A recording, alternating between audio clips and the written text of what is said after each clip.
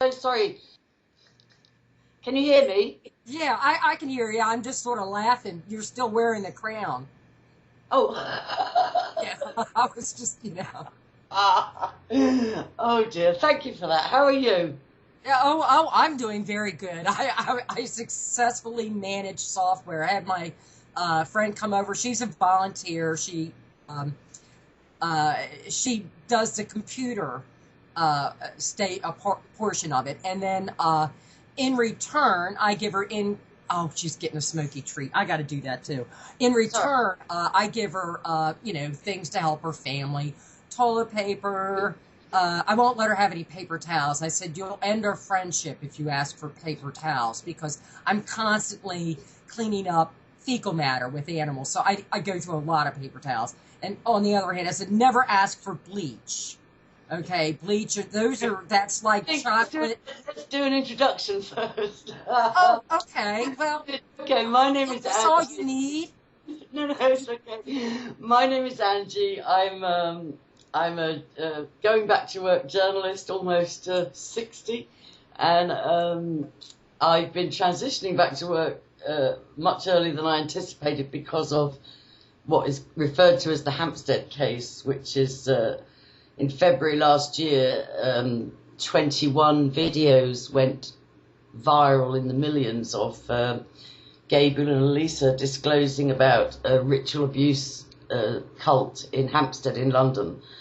And people were just shocked and traumatized, and then a core group of people, which has spread to hundreds of thousands, got active and said, look, I believe the children. So more than a year later, the children have been in care. Well, in care, their father has unsupervised access to them despite being named, but they've been away and not contactable by the mother or the grandparents on the mother's side for a year and a half. So even still, people are coming on board and saying, give me a job, I can help, what can I do? So Stephanie's one of those people. We met through a mutual friend, didn't we? A lovely friend in Texas. And Stephanie just said, I've got some time, what do you need? So this is the first time I've spoken to Stephanie. How do you pronounce your OOSTVEEN? How do you pronounce your last name?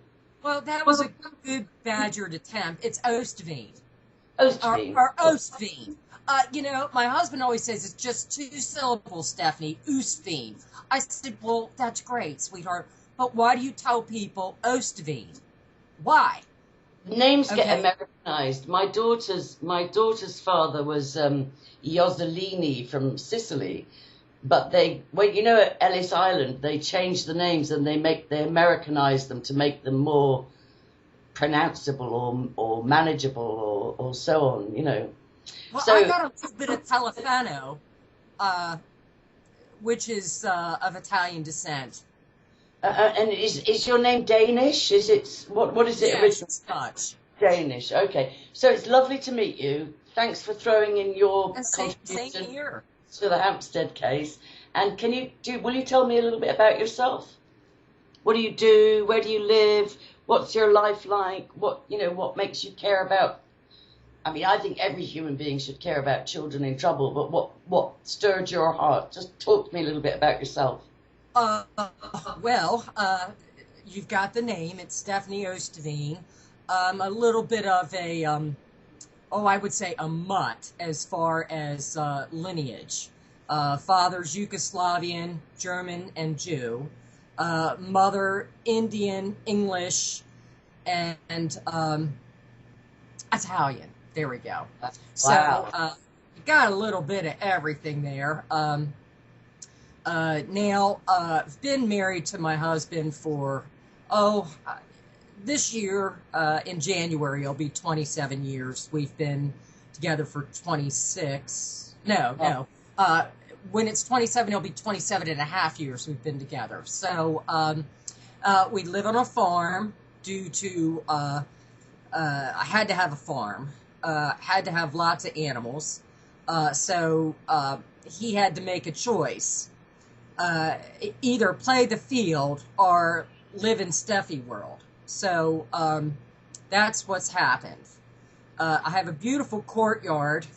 with the animals. I've spent my entire life savings on.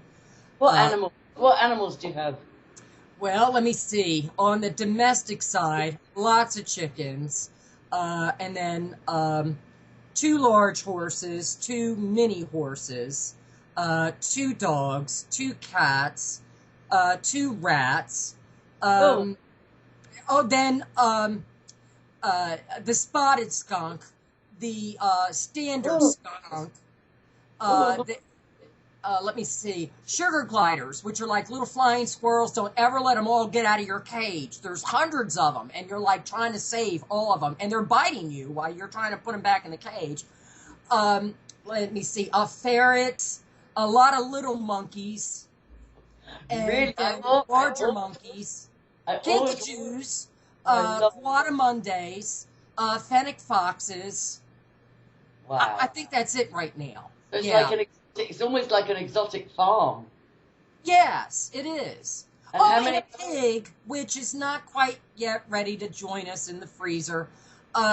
We did, I don't know how you feel about that, but it is a way of life. I had this one pig. It was a Wilshire. Wonderful pig. You know, it reminded me of a joke where they said, you know, the pig was missing a leg, and they said how, well, that pig was wonderful. It went and saved us when the house was burning down, and it did this. And they're like, well, at the end of the story, they said, why is that pig missing a leg? And he said, well, we could only eat one leg at a time. Yeah, it's a pretty sick joke. So, but anyway, this pig was so smart. And the other pigs got out, and they were running through the field and getting in the garden and everything. It would run across the field and yell at them and say, get back in the field, you know, get back where you're going to die, you know. And so eventually would get back in there. So finally, we had some pig experts come over and say, it's time to butcher this pig. And I said to my husband, I said, no, but not this one. He goes, we got it to butcher. I said, I know, but this pig is smart. It's an awesome pig, you know. And I kept thinking about that stupid joke. I'm like, you know, anyway. And then I was like, no, eat that one. I don't like that one. You know, and this was the one that would get out and cause a lot of problems. It was really stupid. And he was like, well, she's not large enough yet. So it happened. He did do it very, very mercifully. And ever since then, the dumb pig has gotten really wise. And it was like, oh, you know what? I think I'm going to stay in this pen. I like it here. And it's gotten big. But there's no room in the freezer for it, so, you know, it's going to be around a little bit longer. Yeah, no, where I stand is, I think if one butchers animals to eat them and doesn't butcher them with trauma, and they have a good life, I think that's okay.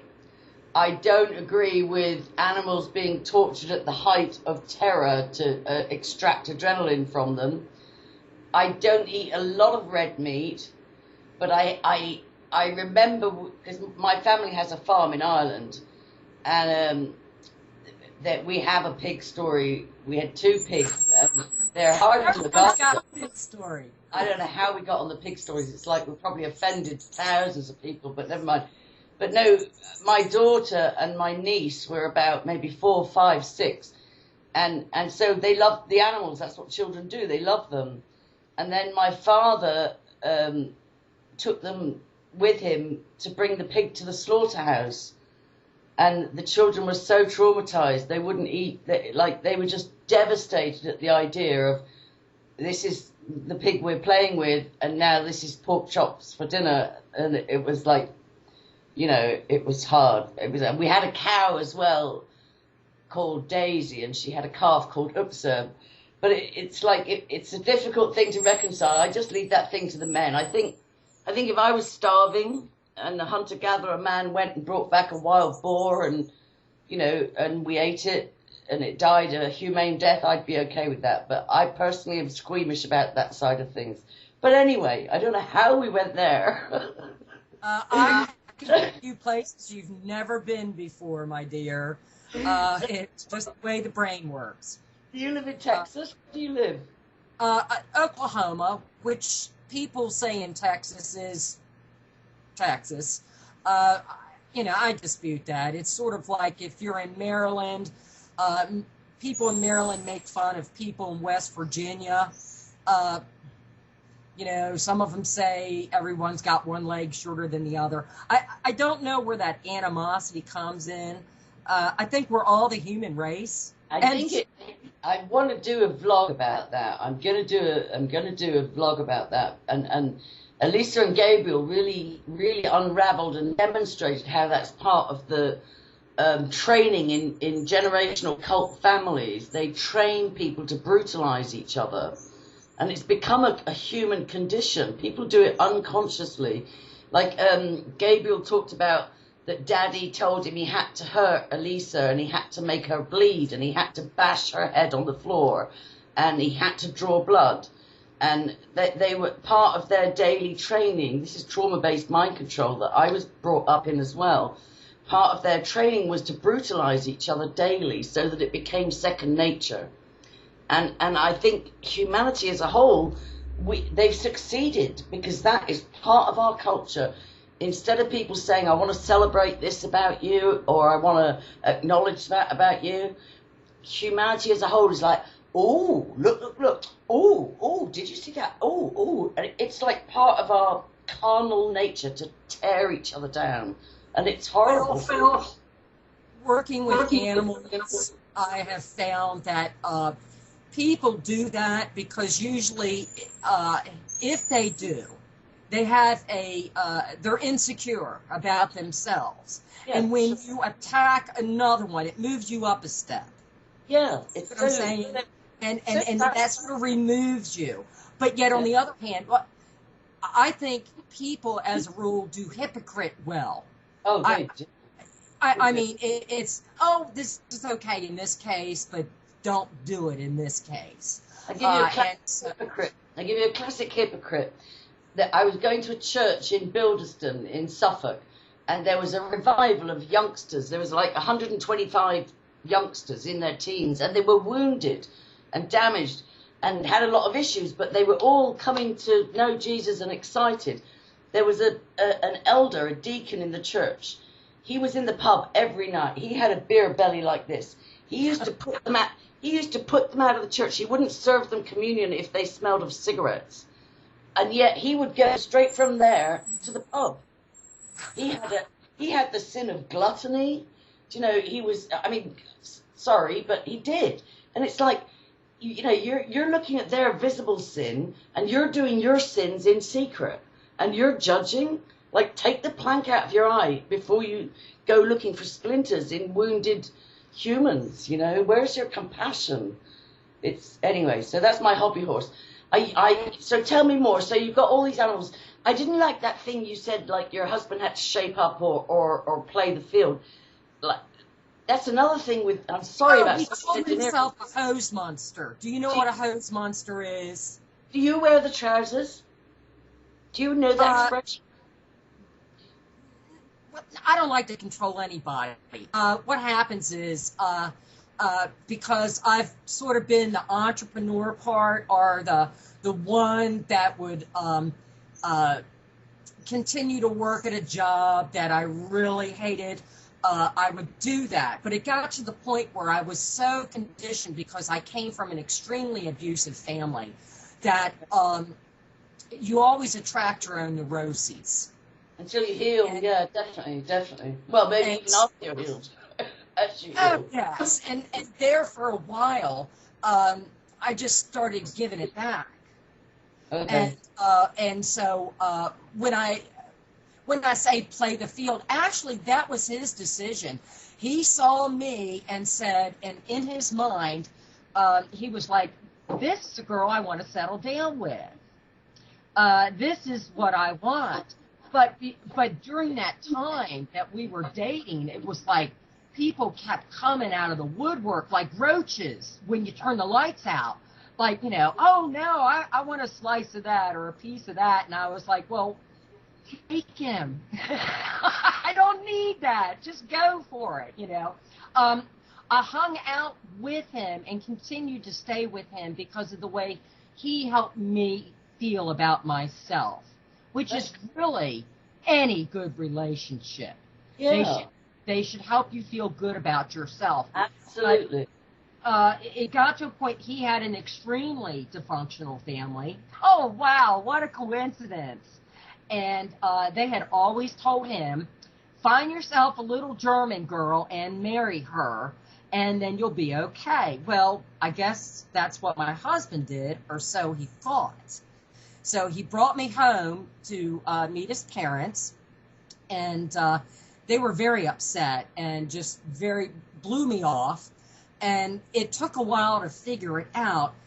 The German girl they wanted was someone that was like a doctor or someone that made an extremely large amount of money so they could take care of the son that they thought was a misfit.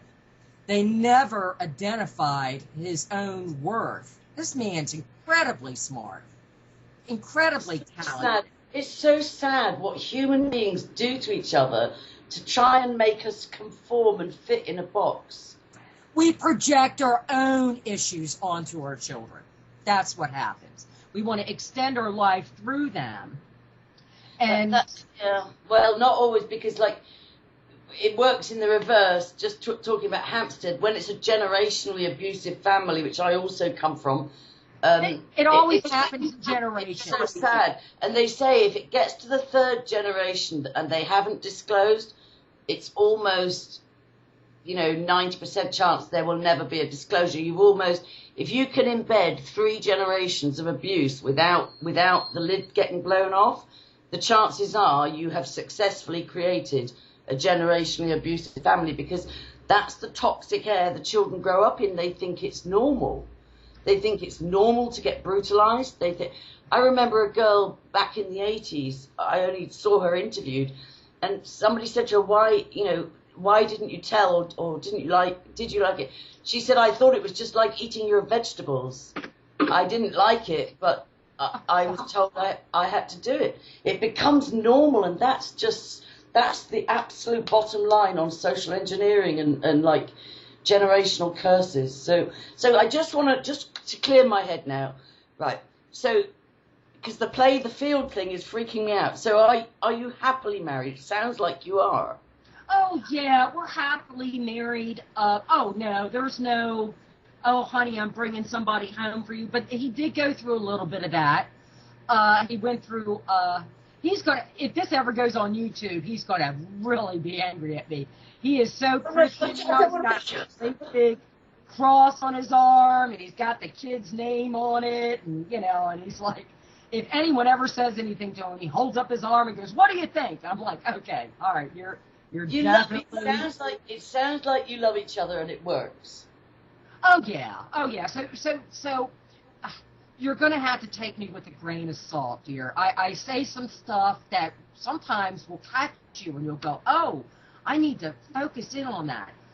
It's a good thing you've got the recorder on. Listen to it later, take a note, and then ask me about it, and then I might explain you. Or I might go to the colander brain and completely forget what I said. Now I'll have to go back and check my own file. No, I don't need to know everything. It's just I like to complete a circle. So if somebody says something and it starts like, I'm like, what? I like to just... Right. So, oh no, we've had our issues. We had to grow up. Yeah, I don't need to know the whole thing. I just was curious. The reason I asked you if you wear the trousers is because that's been a program for 50 years of blending the sexes and the roles. So it's watered down the hunter-gatherer, protector, provider instincts in men.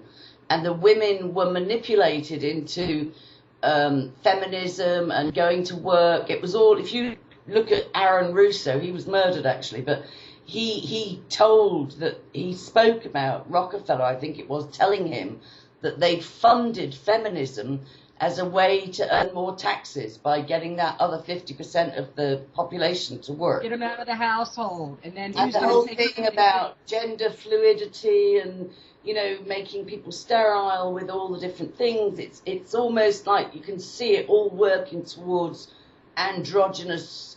It's social engineering, and it's very, Well, most. on that note, on that note, my husband was a little bit like that. He was looking for someone actually to wear the pants, and then one day he was like, "I don't like the way they sit on you."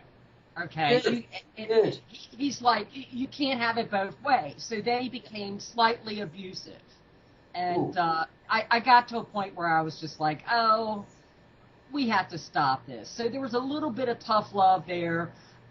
He was very angry at me for a while. There was years of, I'll get you for this, and your little dog too.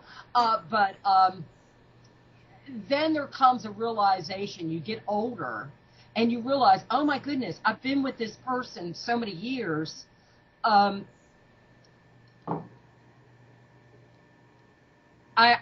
can't be without this person now. Okay, I'm hooked. And you start, the good qualities from one person rubs off to the other. You develop those traits. Biblically, the two shall become one. Yeah. Yeah. I've got a theory about why the church is so corrupt. Organised religion. It's horrible. But I've got a theory, and you might think it's heretical, but I think, and I've only been really researching this for a year now, well, whatever, all my life, but like this particular thing, and I do believe that Mary Magdalene was the closest to Jesus. She was the one he told the deepest revelations and things that should, be passed on and so on. I don't believe he was having sex with her or had babies with her or created a secret bloodline with her. I think people have invented that because they cannot conceive that a woman and man could be intimate without it being about sex, because they are regarded as inferior. So I think there was a coup d'etat between the apostles, and there's scripture to back this up, where they said, one of the apostles said to Peter, "Oh no, she is the closest one. Jesus has told her stuff none of us know."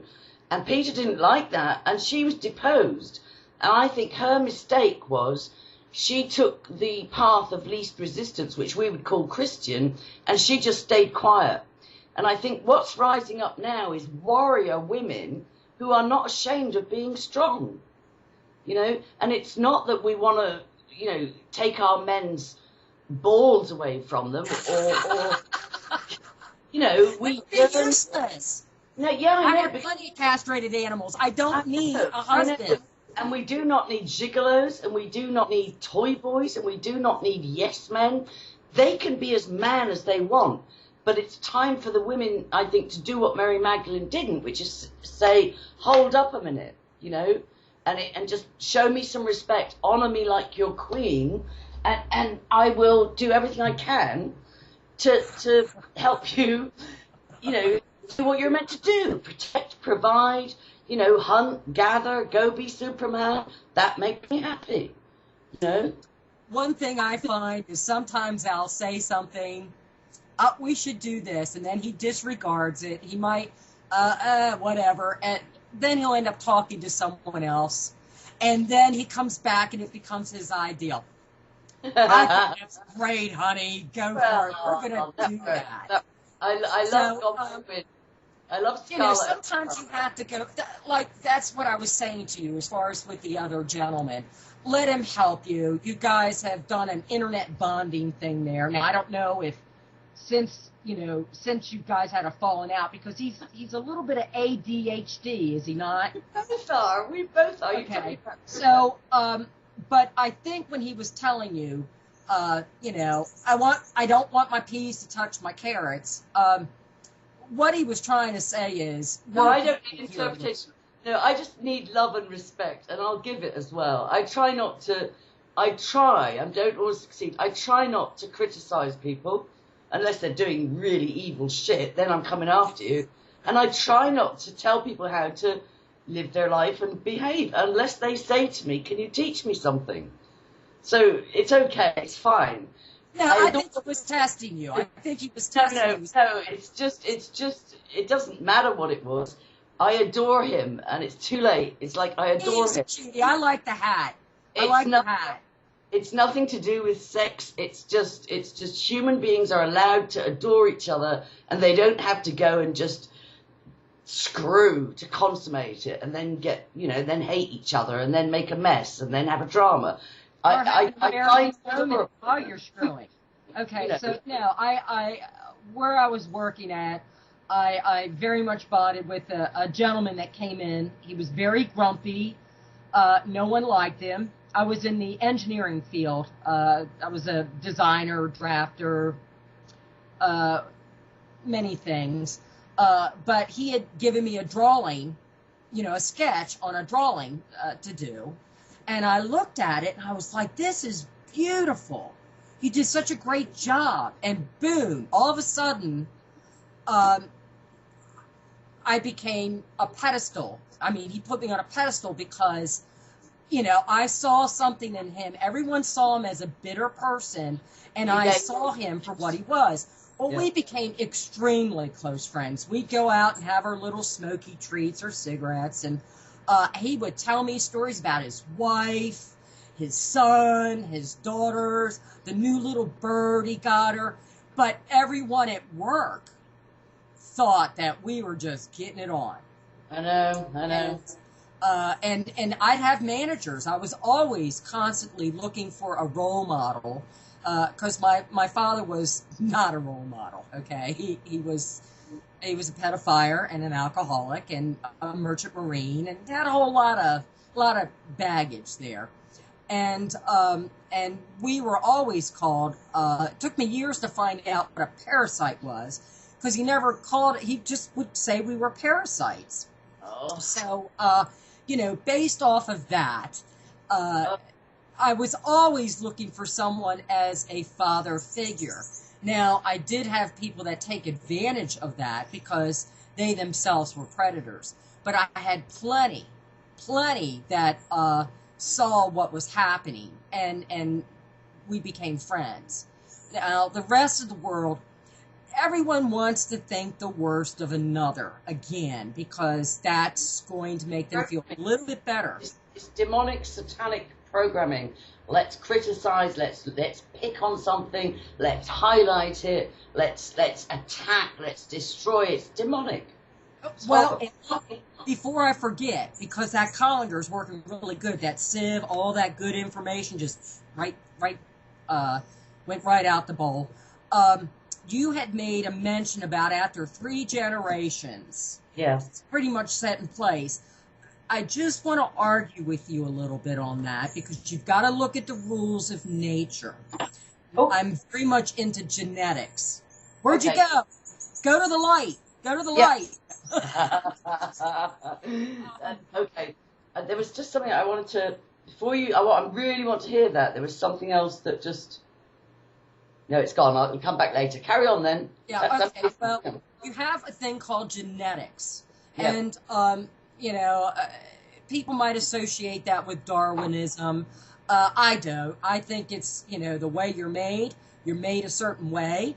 And God's like, he might look at something and say, oh, I need to fix this. Here you go. Have Stephanie. Okay. Everyone in my family was very quiet about what was going on. I was the only planned child out of 8. The only planned pregnancy. They were going to have a boy. Well, it just ruined their day when Stephanie, a girl, was born. Okay, and then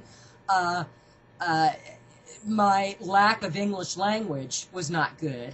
It was really a hard situation because the rest of the family were like, oh, we got this girl. We were looking for a boy, and who's going to take care of her? So I was pretty much like stuck in a corner of a room. No, I was just put in a room, and that's where I lived for almost 12 years. Was in a crib till I was 7. If I wanted attention, I would sit there and go, bread and butter, bread and butter, bread and butter, and magically a buttered piece of bread would get tossed into the crib. So, it wasn't so much of we're going to be dynamically toward her. It was like, oh, we had her. What are we going to do with her? It's like getting a dog that doesn't fit, so it ends up on a leash in the backyard until it dies. And the only problem is legally they had to send me to school. Well, I got this thing called a mouth, and I'm not afraid to use it. And things would come out of my mouth. And, I remember once we were at the grocery store, and I saw a little cutout book where you could, the farm animal people, you could take them out, put on the stickers. And I looked at it. My dad bought it for me, and I was so happy. We were at the checkout stand, and I was like, my father got this for me. My father's a pedophile and an alcoholic, and everybody was like, oh my God, what are we going to do with her? I mean, right there at the Rite Aid grocery store, I thought it was the biggest compliment because that's what I heard all the time. Well, they, got me in the car, they smacked me around a little bit, yelled at me, and I was like, well, this is what you taught me. And then from there, I stayed in the room. And so, I am the type of person that how I handle with horrible things, I don't, I have to make them funny. I have to find some humor in it. Because that's how you survive that. I totally hear you on that. And I went through years of the self-pity and the remorse. And then one day there came a realization that, wow, there are, I can live I call it living in the land of me, where you're in a bubble and that's all you see. And you have your own truth. And really, it's a serious lie. You've got to learn from other people as well so you can process. Yeah, I'm learning that. That's what all the fun was with Rupert, because I decided I was so wounded in childhood, I'm going to just stay on my own. I work best on my own. Just don't bug me. And then I really got that if we're going to get this done, we're going to need to work with people that we wouldn't necessarily get on with, or we might rub each other up the wrong way or annoy each other. And I just thought, I'll do it for the kids. I'll press through, Because no man is an island. We need to come together and work together. We need to cooperate. You become very stagnant if you just stay in the land of me. It gets really old too. It gets lonely. Adam said it's not good. It's not good for man to be alone. That's how it all started. And I remember the thing I wanted to say. Just I didn't know this conversation was going to be this at all. But I decided to stop dating while I was raising my kids, because probably a good idea, because I had a couple of disastrous boyfriends after I split with their father. So I thought, right, forget about men, let's just raise the children, which was a good idea. But then this very suave German came along that worked for Deutsche Bank, beautifully dressed, beautifully educated. I think he was sent. And I thought, you know what, I'm going to do this differently. I'm going to enjoy the falling in love. I'm going to date. I'm going to let them gossip their heads off, but I'm not going to bed with him. And I just thought, I know, that probably would have been a good idea in the first place, but it took me a while to wise up. I was so wounded. And so I didn't. And within 3 months, I could see his true colors. I told him, I'm not looking, I don't want to live with somebody. I don't want a boyfriend. If I fall madly in love and it works, I want to get married again. And if not, bye. And I ended up finishing it, and it didn't devastate me, because the way as women, when two become one, and you've got different agendas and different goals and stuff, then we end up on the floor devastated. We end up just devastated over and over and over again. And so here's me saying that's my new plan. I'm 58, but I wish I knew that in my 20s. I wish I knew that in my 20s. The 20s is you're just getting out of the waste of life period, and when I say that, that's the onset of hormones. Yeah, but it's not just that. If you're wounded, you think sex is love, and casual sex is not love. But if you're starved of attention, but what it is, it's a bartering chip. I'll give you sex, you love me, I'll make it, So what you're trying to do is you're buying. It's cheap. Of course, it it's cheap. Horrible. Anyway, so that sounds. Take me from 12. So you're in the crib till 7, getting tossed bread and butter. You're a blurter. So you say, "Daddy bought me a colouring book, and he's a paedophile and an alcoholic," or was it paedophile and firefighter? No, alcoholic. Alcoholic paedophile, and that's just normal because that's what you've grown up in, and you don't know, you know. And then you, when you blurted, they kept you locked up for years? Well, I was already, but I had more freedom in the earlier years. After that, it was, what are we going to do about Stephanie? I'm going to blow the cover. And their excuse was, and I'd actually gone to a couple agencies whenever I had the opportunity to tell them what was going on in my family. And during that time, their response to me was, "Shut up. They're going to think you instigated this." And I was like, that makes no sense. I'm a child. Oh, yeah, there's the little girl crush on the daddy, but it is not what perverted people make it. That is your first, and that is also your baseline. I know. You're going to choose. Yeah, I know.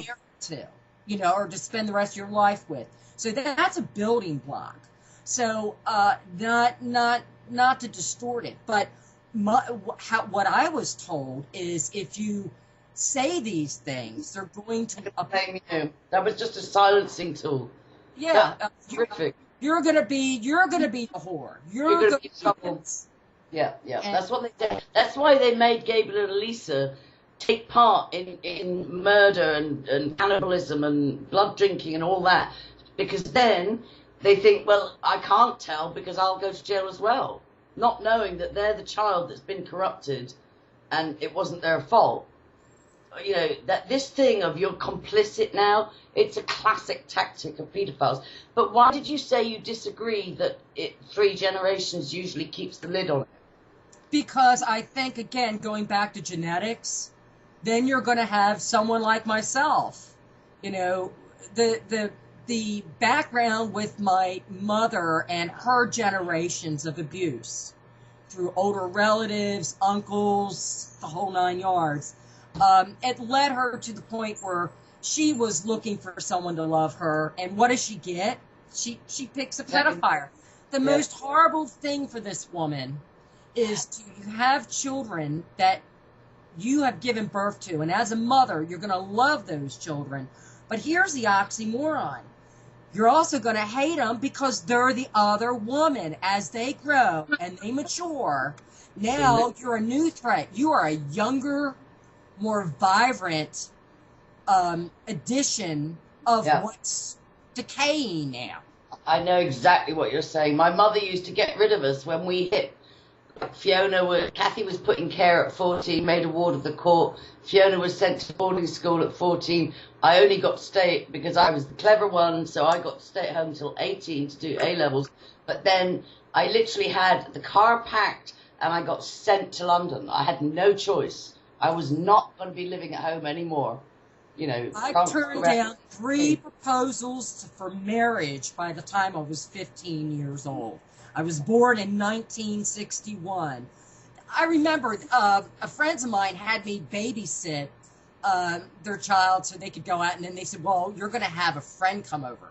And he was some Greek guy at a restaurant. He shows up, and I'm crawling around on the floor like an animal, watching cartoons and everything. He was so offended that I wasn't catering to him.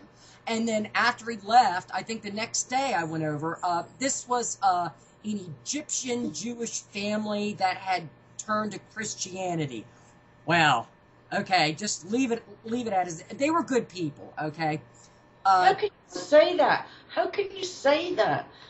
Oh God, I know what their mindset. Their mindset was by the time you're 14 years old, you need to be married. Giselle, the one lady who yelled at me. Okay. Sorry, I caught you wrong. I thought you were saying that he abused you. No. He he was offended because I was watching cartoons and crawling around on the floor playing with the baby, and I wasn't getting up serving him tea or drinks. I'm like, you know where the fridge is. So he was a potential husband, and you were being shown off as a wife. Okay. Yeah, and I'm crawling around on the floor like a kid. Yeah, you know. Yeah. You know, so the next day, this lady Giselle, who was a friend of Mama, she was a heavy-set lady and very much wanted what I had the opportunity. So to her, she was like, I blew a great chance. This guy, you know, came from a good family. They had their own business. And she said to me, she was like, you know, I can't believe you blew it. And I'm like, blew what? You asked me to babysit. She goes, you could have had this. And I was like, Giselle, I'm a kid. You know, but I'm the one that's labeled as autistic and dumb, but genetically I had the words of wisdom. That's why they stuck me in a room, because I did not fit in. I was not compliant. They could not do to me what they did to my brother and my sisters. Oh, God. Yeah. Wow. Wow. Wow. So I got made strong. Now I got my weak points too. I have my issues. No, we do. Of course we do. Wow. We're all hopelessly flawed. Okay? Yep. And that's why you need Christ in your life. You know? Perfect. I want to keep this to 45 minutes because that's do you know how long have we been talking? Because Facebook is a 45. Oh, we're at 41 minutes. So I'm going to have you do some admin for me. Do you have like a spare, how much time do you have spare every day? Say 5 days a week, do you have an hour? Oh, yeah. I can give you an hour. Now, what we need to do to simplify this is you give me, you know, I'm 5 hours behind you. Yeah. So you say, okay, can you do this between this hour and this hour? Okay. Yeah, I'm not rigid. We're all doing this voluntarily, and thank you very much. I just want to share with people that this crazy, beautiful human being is the first person to contribute to me going back to work. She just contributed $100, and I really appreciate that. I really appreciate that. That's very special. Well, you know, you don't get it until the 28th. I think that's Monday. No, it's not that. I want you to receive acknowledgement. I really do appreciate that. Like people think I'm rich, and I should be rich if I hadn't been robbed 100 times. I live on a couple $100 a week, you know, so I appreciate that, seriously. But I'm not rigid, so I'm not going to say you're on duty from this time to this time, blah, blah, blah, and do this and do this. It's just, it's everybody doing what they can. If you've got a spare hour a day, I've got plenty of things that I need help with personally. Well, I mean, it seems keep doing this, you know. Right. It seems to me like maybe around the hours of 9, 10 o'clock, 9 to 10, which by then you're like, oh, I've had a day. I'm ready to get out of here. Yeah, for sure. I'm fired up. I'm a survivor. How are we functioning? Seriously, how are we functioning? It's a miracle that we're alive, let alone, you know, trying to make a difference. So I appreciate that. Yeah, that's fine. And I know you need to terminate this because you're going to go out for the evening. No, I've got another 1 or 2. Well, I am going to go out, but I've got another 2 interviews lined up. And I need to make sure that I have downtime as well, because you can't drown in this. You have to have a life. Oh, yeah, you'll get codependent on that. And that will, oh boy, that's not a good thing. You can't just sit in front of a computer screen and, you know, like, what if the internet, or when the internet goes down and we've got no friends? It doesn't work like that.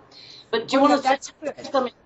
Just say whatever you'd like to say to finish up with, you know, just, you've got like 2 minutes. What would you like to say about it was a pleasure to meet you. I really have enjoyed that. You're everything and more than what I expected. So that's good, because, you know, being from another country, I was like, what if I make a joke and she doesn't get it? We'll get loads of trolling. We'll get loads of trolling on the pig and on this and on that, but I don't care. I don't care. Do you know what I mean? Well, there was a little bit of, you know, introduction and babbling. Yeah, we'll talk again. No, I enjoyed it. It was important.